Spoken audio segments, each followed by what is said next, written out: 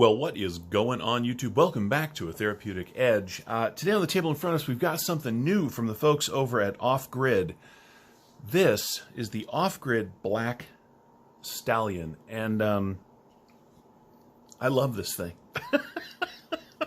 It is huge and just generally excellent. So I have been lucky enough to get in my hands on a lot of the off-grid stuff. The company is run by a very nice person.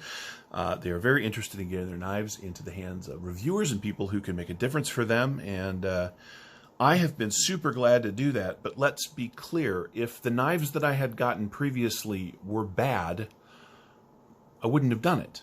I have no interest in reviewing knives, putting a positive spin on them if they aren't, good. Hang on just a second. Let me adjust this a little bit. I think that's about right. Let's call that good. So far, everything they've sent me has been fantastic. Really, they make excellent knives, and part of that is where they get them made. This is made by Bestech, and Bestech makes good knives. Add that to the design aesthetic that is coming from off-grid knives, and you get excellent things like this. Now, this is a real handful. It has a marvelous Wharncliffe blade in D2. It is kind of a saber grind, so it's not, it's not a razor blade, but it is thin enough behind the edge. It slices through paper, no big deal. In the time that I've had it, I've done boxes and some rope that I keep around, some seatbelt material. It went through all of that like nobody's business, and I didn't even mark up this black blade at all, which is really nice. The G10 on this thing is milled out. I just love this. It's got this kind of honeycomb milling on it, and it gives you just enough traction without being super aggressive. The pocket clip is very nice. Now, it doesn't have, flush screws, but it is tall enough, and it is nice and deep carry, that you get it in and out of the pocket. No big deal at all. It has a nice G10 backspacer. It is steel liners. As I said, it is D2. This is, well, just a really good work knife. It really is. Now, for my EDC tastes, I tend to carry things with belly on them. Stuff like this, or, even this, or, something light, like this. For my EDC purposes, I generally carry something with a little belly on them because there's not a lot of belly here, but there's enough, because I tend to end up doing things that involve food. I do. However, if I was working still as a sound tech or working in the city doing sound and security like I used to, this would be a much more suitable blade. It is designed for cutting just material like crazy, and it does a really good job. And because of the size of this handle, it is very comfortable while you're doing it. The blade allows you to come forward. If you're going to be doing some fine work, my buddy and I were laughing about that the other day. I never do this, not in my real life. I do it when I'm testing blades. I imagine there are some people out there that are doing little tiny fine cuts, but for me, a knife's real use is in its long, straight cut ability, things like cardboard, paper, packages, and this does a really good job. Now, I'd like to repeat, it's a big knife. This is going to fill your pocket up quite a bit, but I like a good big knife, and this is a good big knife. So let's see how big it really is.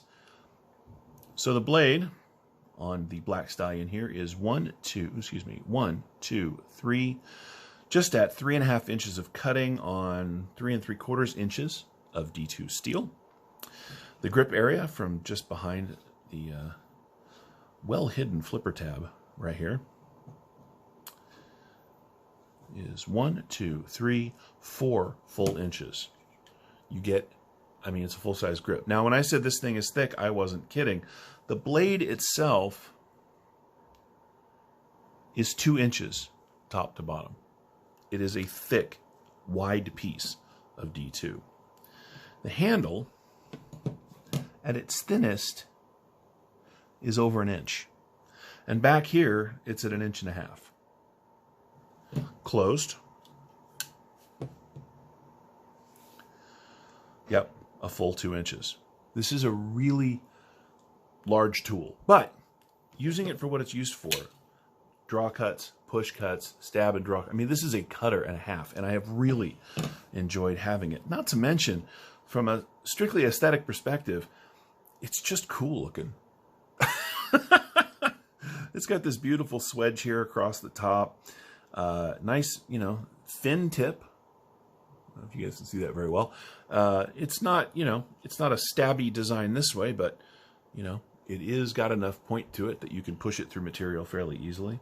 I do want to point out that this really nice clip is really out of the way because of the overall size of the knife. I do feel it a little back here, but I wouldn't call it a hot spot. If you have less meaty hands than mine, you might. The knife overall, 1, 2, 3, 4, 5, 6, 7, 8, almost 8.5. It is a good full-size knife. I wonder how heavy it is.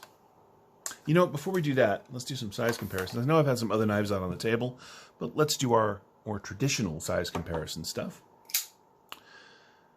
Here it is against the Rat Model 1, or in this case, the wonderfully modified Hilltop Knives and Gear version of the Rat Model 1. As you can see, these knives are very similar in length. The Rat 1 is a little bit longer, but you get more blade, of course, on the Black Stallion.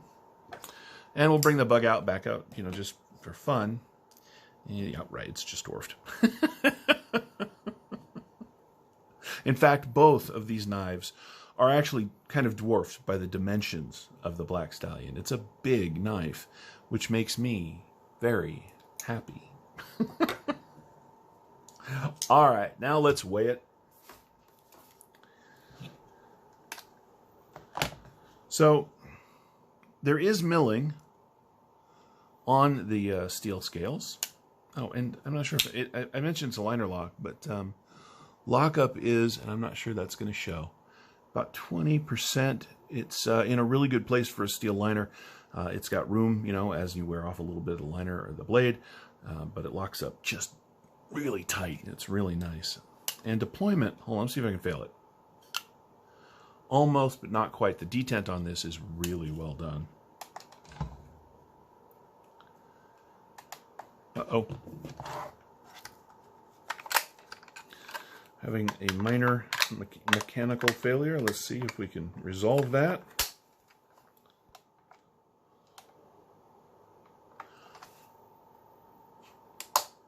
And we can't. Yes, we can. Look at that. Coming through in a pinch.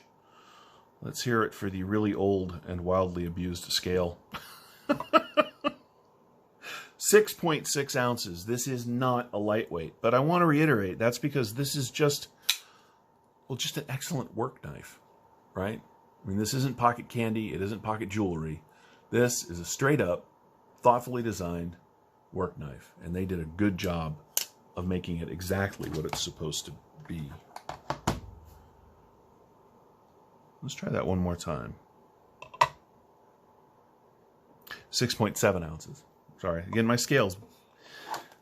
Poor old thing. I think maybe it's just about done. All right, so 6.7 ounces coming up on 8 ounces because, well, here, let's do it this way. It's a monster. It is. But it's a really well done monster. What else? Well, what else is this? Off-Grid Knives now offers 7 or 8 really excellent pocket knives, ranging in size from monsters like this down to little tiny pocket chunkers.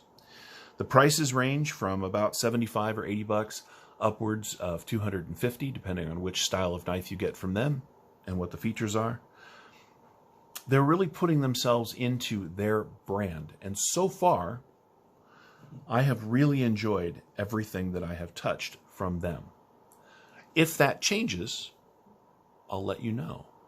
But for now, Off-Grid Knives is making powerful strides into the knife market and into the EDC market, and I think they're worth your attention. They're certainly going to hold on to mine. I have another couple of knives coming from them shortly.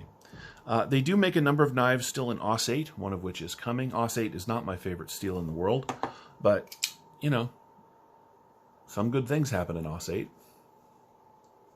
Their D2 and their M390 and their S35VN has all been spectacular. I assume this D2 won't be any different. But I'll tell you what, if I discover down the road that it is for some reason, I'll let you know.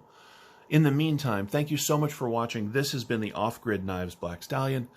I hope you've enjoyed this. I know I've enjoyed sharing it with you. We'll see you next time.